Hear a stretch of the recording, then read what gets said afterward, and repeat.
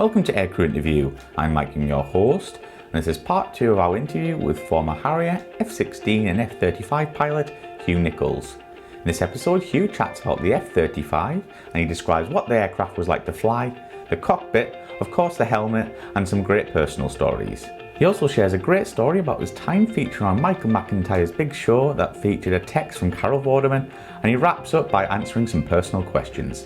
If you enjoy our videos and podcasts and would like us to continue putting out regular quality content, head over to patreon.com/aircrewinterview where you can donate monthly, and in return you will get rewards ranging from early interview viewings, bonus clips, credited as a producer, and much more.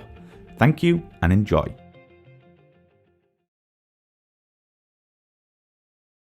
I got kind of lucky again, really. I was kind of right place, right time, as we were just starting up. Well, we being the Royal Air Force, Royal Navy, UK MOD, we're just starting up the F-35. Not the project, because of course we've been in the project for years, but really just starting to actually physically get the airplanes and start to think about training pilots on it. I guess my previous Harrier experience with the kind of Stovall, VSTOL, all of that kind of stuff, and then also my experience with the F-16, the US, the seed role, all that kind of stuff, played to my favor. And I was lucky enough to go down to Eglin to be on, the first kind of cadre of people that got trained on the F-35B, which was fantastic. Yeah, absolutely. And so can you talk us through some of your ground training on the F-35? And it must have been like a massive leap, coming from the F-16 to, this, fifth generation fighter. Yeah, it is a huge leap. It's surprisingly less of a leap than you think. I mean, it is a huge leap in technology, in how difficult it is to fly, or, the acceptance that maybe it's a really incredibly complicated airplane. It really isn't, and it's for good reason, So, they designed the airplane to be incredibly easy to fly, because you don't want to be thinking about flying it. You want to be thinking about fighting it, And then, if you think to F-16 days, I mean, certainly early on in when I was initially flying it, and this kind of improved over the time that I flew it, but I mean, you're in there and you're physically digging around with a little cursor that's kind of, like two little lines like this, and you're digging around on a radar scope to find a little return that might be there and it might not be there when the radar kind of swings back again. Whereas F-35, you're just sitting there looking at a big map, and if a little white square pops up, then one of the many sensors has decided it's a square that you can shoot, and you shoot it. So, I mean, yes, it's a difference in, step change, and a difference in the way that you think about operating it. But actually in physical left, right, up, down, and pressing buttons, it's actually probably considerably easier. And the question is more about ground training though, right? So, it's kind of similar in many ways to every other airplane. I mean, I'm in the civilian world now, and it doesn't change. You go to ground school, you go fly sims, and then you go fly the airplane. I mean, it's kind of that simple. And F-35, certainly when I got into it, was so new that actually the course was still being evolved. So actually, we did a kind of, I think they called it a small group tryout or something like that. They were basically kind of just getting to the stage where they thought they had all the courseware and all of the presentations kind of where they wanted them, but they weren't quite sure. So they were kind of using us as guinea pigs, if you like, to make sure that they had their stuff in the right place, them being Lockheed Martin and the ground school instructors. So we went through probably a couple of weeks worth of ground school again. And then the one thing you do in the F-35, of course, for good reason, in that there's no two-seaters, is a whole load of sims. So I think there's I want to say there was 15 or 16 simulators before you touch the airplane. Bloody hell. So that was definitely a pretty big burden. But then, of course, if you can't fly in another one with someone else, then you want that guy to be pretty good by the time he touches it, especially when it's, at that point, I think they were in the $150, $160 million, regime. So, you certainly don't want someone that doesn't know what they're doing jumping in that thing. So similar ground training, but, subtly different, I guess.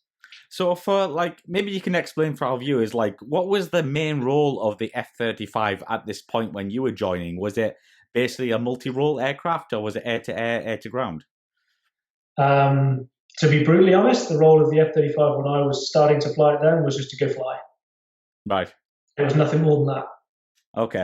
So and there's articles, that would fill the internet about this, but really what the decision was in the development of the airplane was we decided to do what we call concurrent development. So they're still developing certain parts of the aircraft while we're flying early software models of that side of it, if you like. And that happens in all airplanes, but we rolled that out a lot earlier in F-35. And so as a result of that, I mean, we had, and I mean, this was, not necessarily by design, but it wasn't unexpected. We'd have many days where airplanes wouldn't have sensors working. The radar wasn't working. But they needed the thing to go fly because they needed the data to come off it to say, well, why didn't this work? Why didn't that work? So a lot of it was actually kind of almost not test piloting, because that was definitely not our job, but kind of almost, just going out there and shaking it down for a long time. And we did that for quite a while. We also were training pilots at the same time, but, when the envelope was very restricted because they hadn't tested all of the corners of the envelope, you want to be up here. If they've only tested these bits down here, you can only really operate in these bits down here. And when that's, I want to say it was 3G, maybe 3.5 when we first got the airplane. And, very restrictive, very, very kind of basic envelope. You really can't train someone very much. It's really a matter of getting hours under your belt, getting the squadron going, getting the maintenance going, and then kind of waiting for the envelope to open up. So certainly initially that was frustrating, but it wasn't unexpected. It was just frustrating. And let's talk about your first flight. What was that like, Hugh? That was probably, it's kind of ironic because it's, the more first flights you do, you would argue that you're more experienced and therefore it would bother you less, I guess. But I guess this one's different because you don't have a two-seater to go in, because every other airplane you've got another person with you, and at least you've got that in the back of your mind to he can deal with this if it all goes horribly wrong, kind of thing. And then B, none of the other airplanes cost anywhere near that much, and I definitely remember kind of rolling onto the runway and thinking, there's a lot of money under me here, I really don't want to screw this up. Yeah. So it was definitely mind focusing. But that said, the simulator was, I'm sure still is, phenomenal. Like the graphics, the immersion, the way that it kind of trains you is fantastic. It genuinely couldn't be much better. And as a result of that, really the only thing that you're getting in the aircraft that you don't get in the simulator is, the sounds, the smells, the slight rumbling when the thing taxis, those kind of things. Because the simulators are very, sterile world, if you like, and you can kind of game the game a little bit in the simulator, whereas the real world, the jet goes wrong, the air traffic control aren't perfect, et cetera, et cetera, et cetera. So there's definitely some differences there, but really by the time you get in there and press buttons, it just feels like a sim. And we saw that throughout the whole evolution that I was on the force, to the extent that you put we got to the stage where we put ab initio pilots right from training into the airplane, and you wouldn't think twice about the first day that they flew the thing. You genuinely had no concerns about it at all, which is amazing. Yeah, it really is.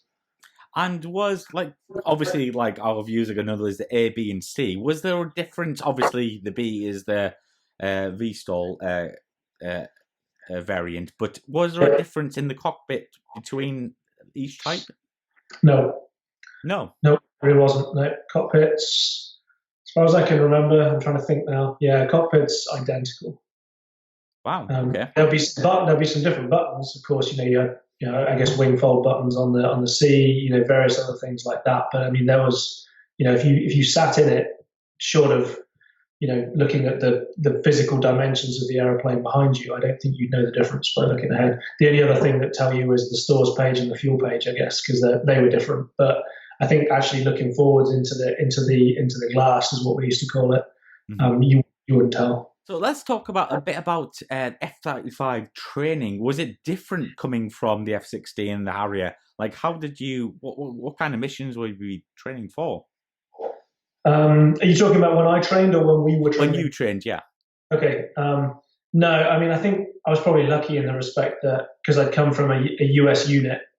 Yeah. I'd driven 7 hours down the road from South Carolina to Florida. Yeah. It was almost just like home to me. I think it would have been more foreign for me to go to the UK and go and fly something else, to be totally honest. So that wasn't too different. And then the kind of training we're doing, like I kind of alluded to before, it was very untactical at that point, and that was once again by design. I mean, don't think I'm throwing spears here. It was by design that it was untactical, because really there was an admission that the airplane wasn't ready to go out there and do tactical things at that point. So really, we were taught how to take off, how to land, how to operate the airplane, how to fix the airplane if things went wrong, how to fly the airplane if the engine quit, those kind of things, those very important, inherent skills. But much more than that was really on the job learning for us down the line. And if you went and did the course now, very different beast. I mean, those guys are coming out. And I mean, I certainly, as I was leaving 18 months ago, the guys coming out of the schoolhouse were tactically very sound. It had a great grounding and all that kind of stuff. The simulator was up and running to the extent that it was, teaching them the right things at the right time. So, it changed hugely over 5 or 6 years, as you expect, right? Otherwise, we're doing our job wrong. Yeah. But also, like, you have like this amazing helmet. Can you talk us through this? If you can. I hate that helmet, really honest with you. It's quite liberating being able to talk to, media, I guess, without having the big Royal Air Force lines to take over your head. But I really didn't like that helmet. I'll be honest with you. There's good reason behind it, and I understand that. Personally, it was very comfortable. That was the great side of it. Very positives, was extremely comfortable. Mm-hmm. And from flying Jehemics before in the F-16, you certainly noticed the way that they work very hard on putting the weight in the right place, because Jehemics was very, very front heavy, and you find yourself kind of nodding towards the end of a long flight or whatever. Whereas the F-35 was very well balanced, so that was good. Certainly initially, and I'm sure that this has got better, there's big issues with making sure it was aligned. I mean, I couldn't tell you the number of times I'd be flying around with a horizon bar that wasn't on the horizon, and you kind of just got used to, accepted norms, and what do they call it, the deviation, the normalization of deviance, right? And you kind of got used to that it wasn't quite right. And personally, I thought that was incorrect, but it was very difficult to change. I'm sure nowadays they got the helmet talking to the jet a lot better, and they got the real world being projected into the helmet a lot better. But certainly early on, it was painful. But you can see where they're going with it. Don't get me wrong in that respect. It was just early on, it was not the best thing in the world, certainly. As all things, it takes time. Yeah. But so it was does. Like the helmet, like, is it essential to the part of the aircraft? I mean, the MK10s. Could you wear an MK10 in the F-35? No, absolutely not. No. So the helmet is another reason. It's a single point of failure, right? So I mean, we always kind of joke that if an adversary country really wanted to go and destroy our F-35 fleet, they just need to go into the locker room and go and stamp on them. Which is is a joke, but it's kind of true as well, right? I mean, your helmet was specifically molded to your head, so you went in, had like a plastic bag put on your head, and then your head was laser scanned. Wow! So they mapped out the shape of your head, and then they would CNC mill some kind of liners to go inside a regular helmet to then make it fit your head. So if I picked up someone else's helmet, it would feel totally wrong and it wouldn't fit properly. Because that thing has to fit you like a glove, because of course it's projecting your head-up display, which is normally attached to the aeroplane and is just, reference to the aeroplane and is never going to change. Whereas you're now projecting the head-up display onto someone's helmet. If that helmet moves around on someone's head, it's not going to work, So wow. I did a lot of work on that. And like I say, as a result, it was incredibly comfortable. I never had any problems with comfort in that thing at all. But yeah, you're absolutely right. I mean, if I walked out to the airplane and dropped my helmet on the floor and broke it, I'm walking back in. I'm not going to fly. So, you'd be a mid-call for that, probably. Some people may have done that in the history of the force. I certainly know a couple of people that might have done that. But we won't mention any names. But so yeah, is it true that you can actually look under the aircraft? Is that with your helmet on? It is absolutely true, assuming that all the cameras are working around the airplane. Is absolutely true. It is also absolutely useless. Really? It's that's maybe a little bit harsh. It is not something that you necessarily use. So the DAS, the distributed aperture system was a whole set of cameras that are around the aeroplane. And it's basically designed to be looking in the infrared spectrum to see missile launches. So really, it's designed to be a passive system that's sitting out there looking. And when it sees a missile launch, it'll shout at you and tell you. And it does a lot more clever things than that. But you can project it into the helmet, and it can be useful for, seeing the ground at night if you were in an environment where you had to kind of pick something up. It's kind of pseudo night vision goggles, but not the same, because there is a night vision camera in the helmet as well, so it's an infrared spectrum. But the whole concept of staring straight through the floor, I'll be honest with you, the number of times I ever thought, it'd be really good if I could look through the floor right now, were very, very, very few.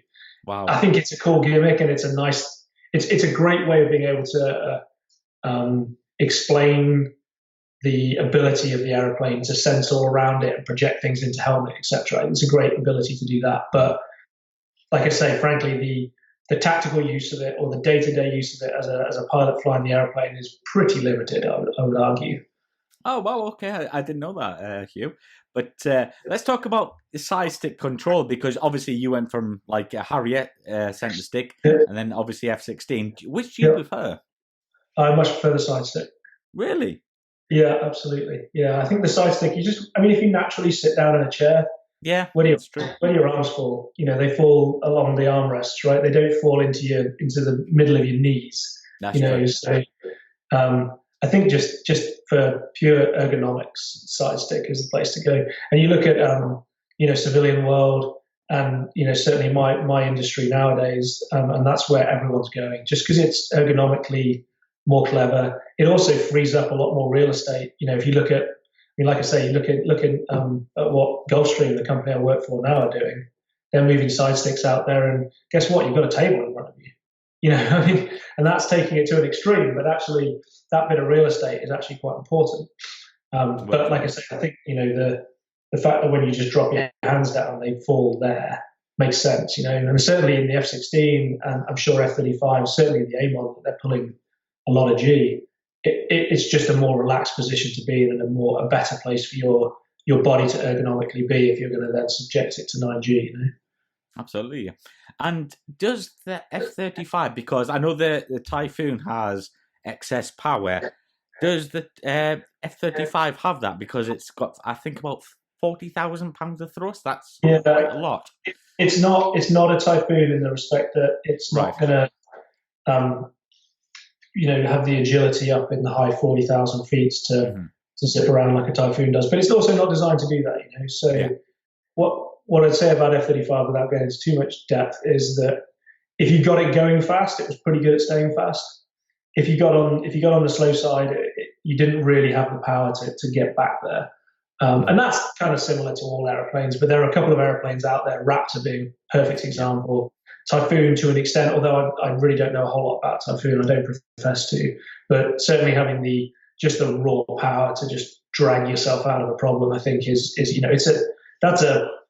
that is something that every airplane wants and very few have, But yeah, certainly F-35 didn't have that. But if you operated it the way it was meant to be operated, it was just fine. And did you ever get a chance to conduct DACT with the F-35 against other, types at the time? What we did? We did a lot of, I wouldn't say DACT. So, I guess arguably, and I'm sure there's some doctrine and some description somewhere, but I would argue that DACT is when you're actually in the fight. So you go from, 60, 70, 80, 90 miles away to actually tied up, spinning around in circles. We didn't do very much of that, because certainly in my time on the F-35, we only just towards the end got to the stage that the envelope was really big enough for us to go and do BFM, basic fighter maneuvers, and actually go and be able to spin around in circles and fight each other. So we never did that, but we did a lot of tactical intercepts and a lot of the long range training against the, certainly a lot of Hornets, because of course we're essentially embedded with the Marines, so they had a lot of Hornets around. And then we do stuff against F-15s, F-16s, etc. as well. And I think the guys use the term clubbing baby seals, and it really was eye-opening how you go out there, against a whole fleet of, third, fourth gen airplanes, and you get to the debrief and they've never even seen you. And that's it was really quite amazing that you could go out there and be that invisible, which is kind of absolutely. And I haven't actually asked you this, but what was your first time hovering the aircraft, and what was it like? Because it looks, apparently it's just a few buttons. Is that true? Yeah, it's very, I guess I call that, I'd always reference it back to the Harrier, of course, right? So Harrier was very, what I would call mandrolic. You're moving levers, you're moving the throttle to really control exactly where that lift, the nozzles are going, and you're reacting with your other hand because, of course, every time you move one thing, you've got to move the other. So it's all very, very coupled and very, very, intensive on the pilot. Whereas F-35, I mean, you press the button within a certain speed regime to say, I want to go into what we'd call mode 4, which was hovering. And then the great and incredible thing, the way that they mechanized that airplane, was that your left and your right hand still did the same thing, regardless of whether you're doing 0 knots or whether you're doing 600 knots. Wow. If you want to go forward or faster, you push forward on the stick. Also on the throttle. If you want to go up, you pull back on the stick. So nothing changed in the way you controlled the airplane all the way down through the speed regime, which was kind of cool because you basically just, you put it at the right height with your right hand, and then you just pull back on the throttle with your left hand, and it will slow down. And it's doing all the magic underneath. And there's a billion moving parts and, whatever. And you really don't have any knowledge, or you really don't care about it, frankly, because you're just telling it you want to slow down, and it's telling you it can. And at the point where it runs out of performance, it'll go, no, you're not getting any slower, and it will just stop. And it'll just drive you along at that speed, if you were too heavy or, so it's incredibly well mechanized and a very, very safe in the respect that it would really look after you. Going back to your question, though, the first time I hovered, it was at Eglin, and it was a bit of a kind of cloak and dagger run up to the initial attempt that we did to do REAP back in 2014. Sorry. Yes. New REAP was on the cards, and so we needed a Brit guy to get qualified. And I got lucky to be that guy because the other two pilots that were there were going off to operational test out at Edwards, so they had other things on their mind.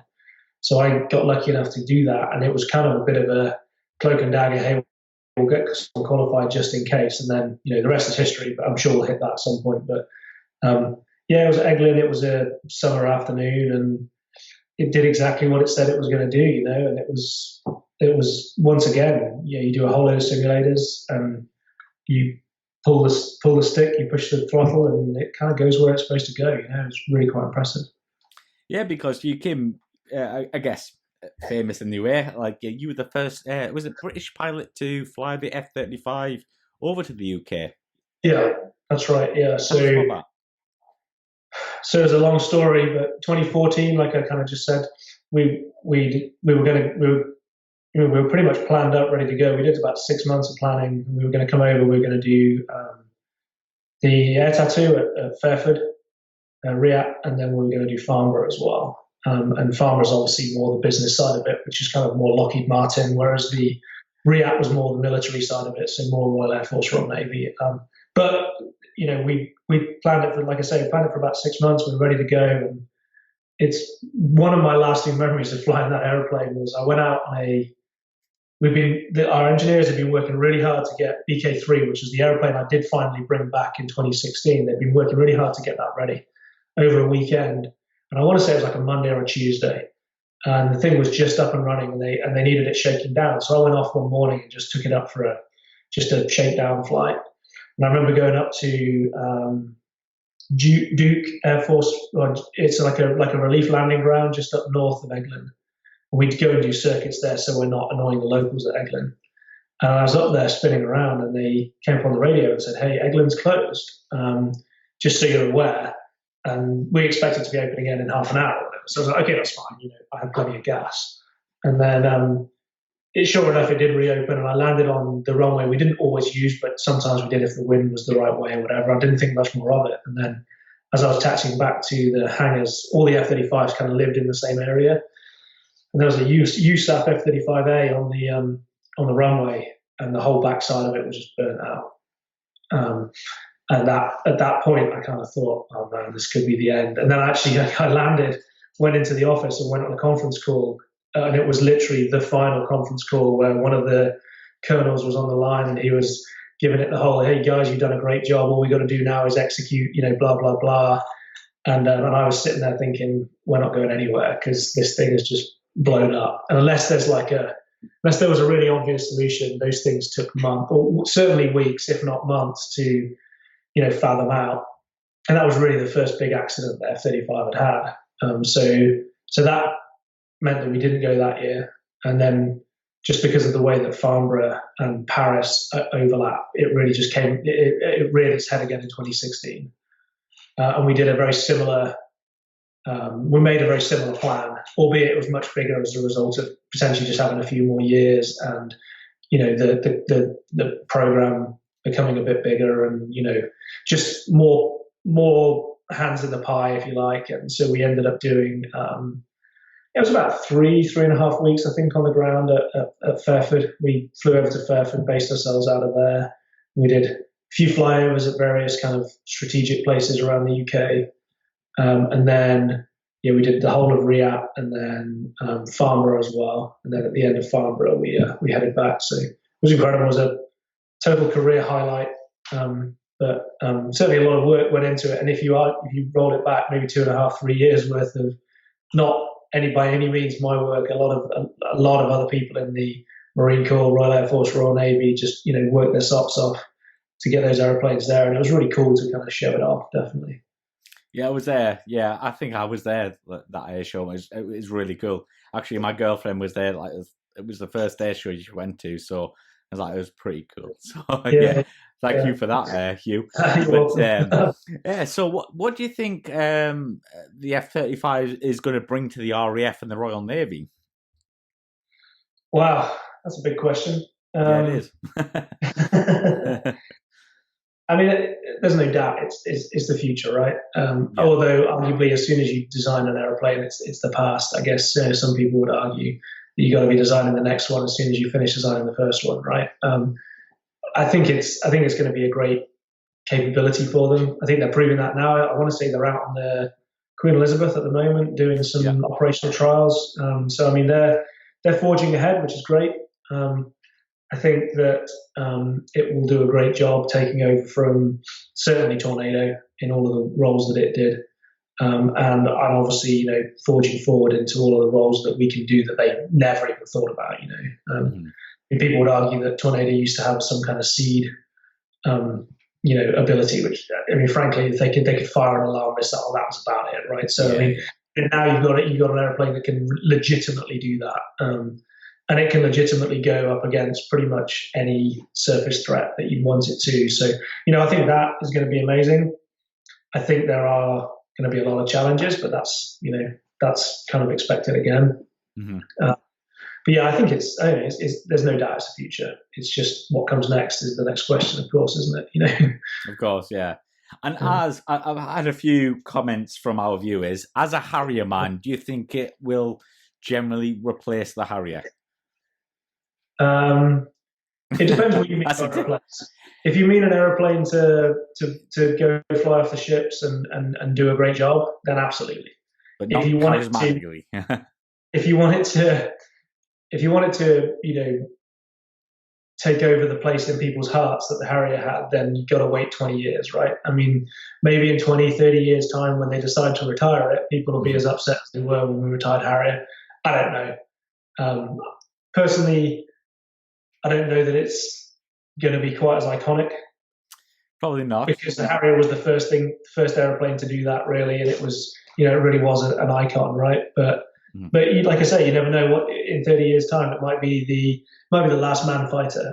I don't know. I mean, I'm spitballing here, but it could be something that was really, really special, or it could just be another one of the F jets that we buy for 20, 30 years and then we buy the next one. Or I don't know, the Royal Air Force talking about, is it Tempest now? Or they're moving on to the next thing, which is great.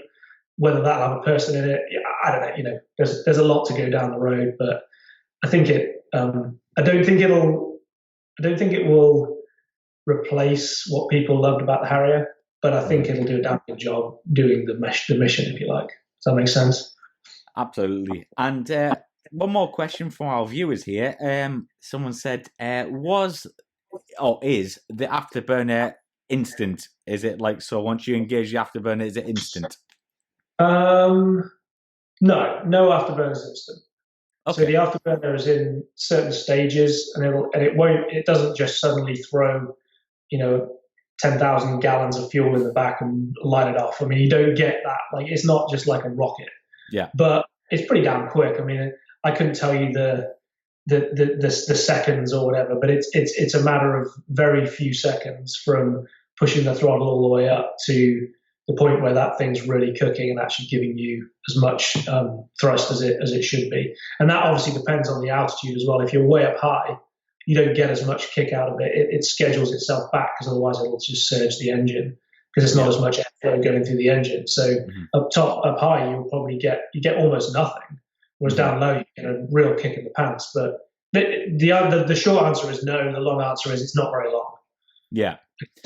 So Hugh, how many hours did you get on F-35? I want to say I was in the same region as the F-16, 500 to 600. I certainly hit 500. I don't think I got to. Yeah, better be lucky than good, right? And before I'm going to, there's a few personal questions, but I'm going to ask you this because I was watching it the other day. Carol Vorderman mentioned her bum in that thing. So talk about that. What was all that about?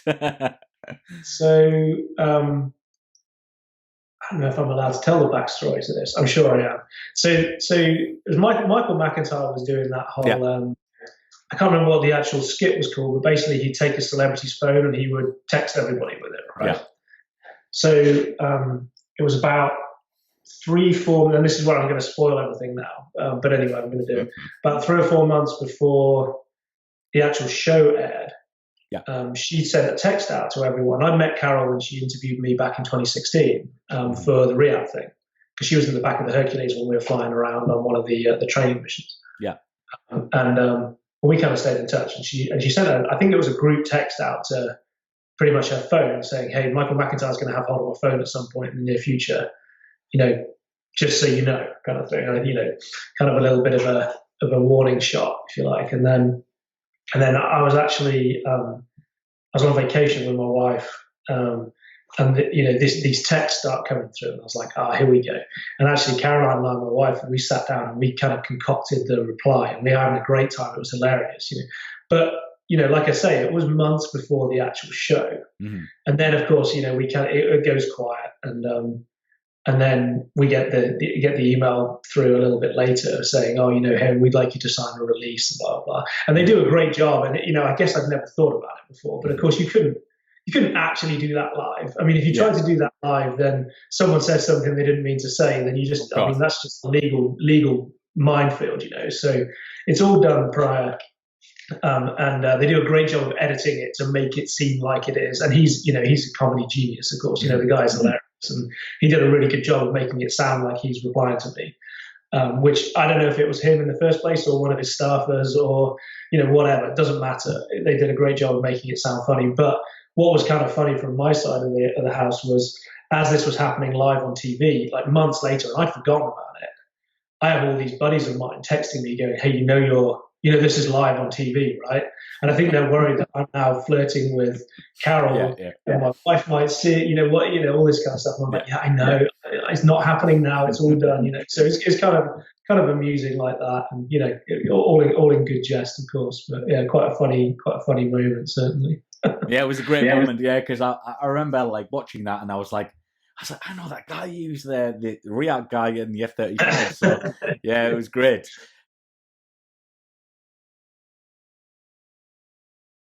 But Hugh, we have a few personal questions if you are happy to answer them. So let's see. Do you have any hobbies apart from aviation? Man, I've got 2 children, so hobbies kind of go out the window at that point. Yeah. I do enjoy playing golf. I like getting out in the water. I'm still living out in South Carolina. Yeah. And so, it's 25, 30 degrees out here at the moment, even at the end of October. So we're blessed with the weather. So I do like getting out on the boat, like getting out in the water. I enjoy going running.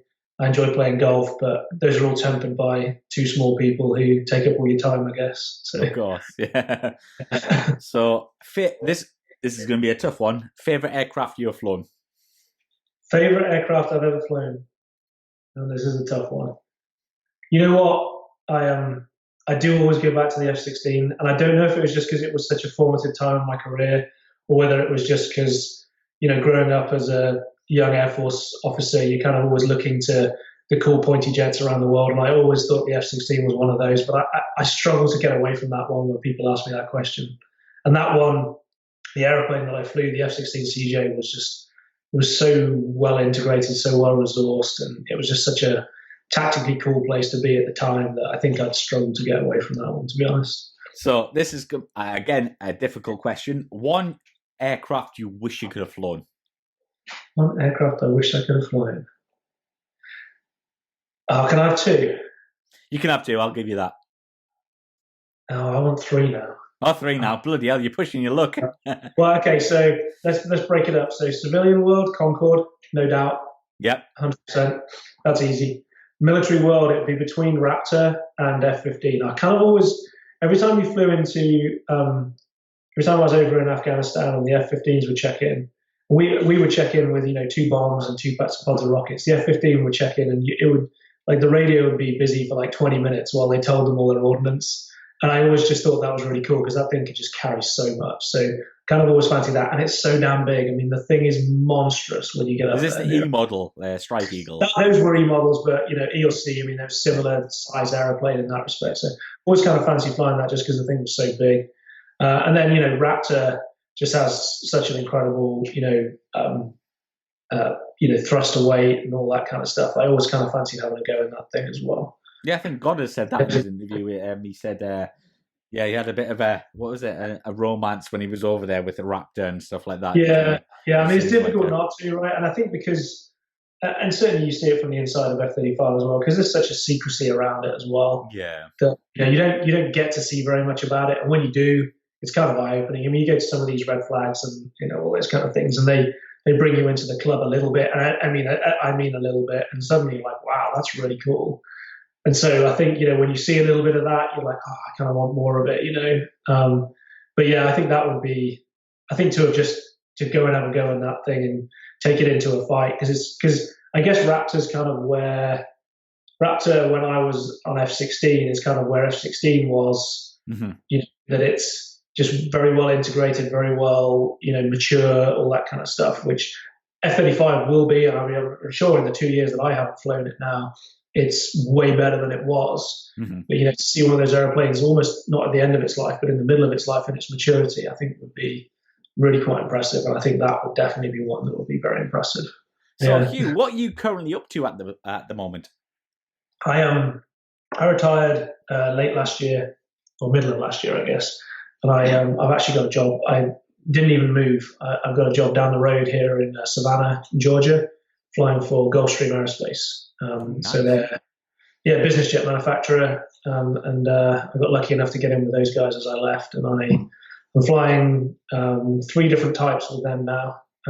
We do a bit of everything from air shows, trade shows to demonstration for potential customers, and then obviously there's other areas within the company that do test flying. And we just, in fact, last night we just announced a new aeroplane that's going to come out in the next couple of years. So I'm sure there'll be some excitement around that at work today as well. So an exciting place to be, certainly. So for our viewers that don't know, Gulfstream are like a kind of business jet type thing? Yeah, exactly. Yeah. So I mean, the famous side of it would be the G6. The Gulfstream G650. And we do everything from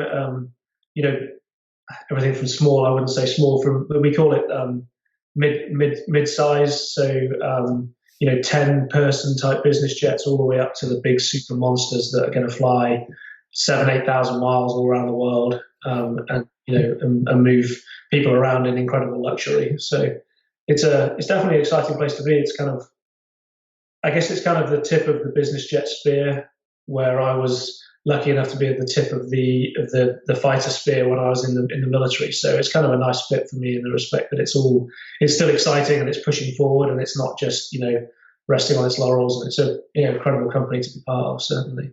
Absolutely, and a very enviable career, that's for sure. But Hugh, can we find you online anywhere, on Twitter or Facebook or anything like that?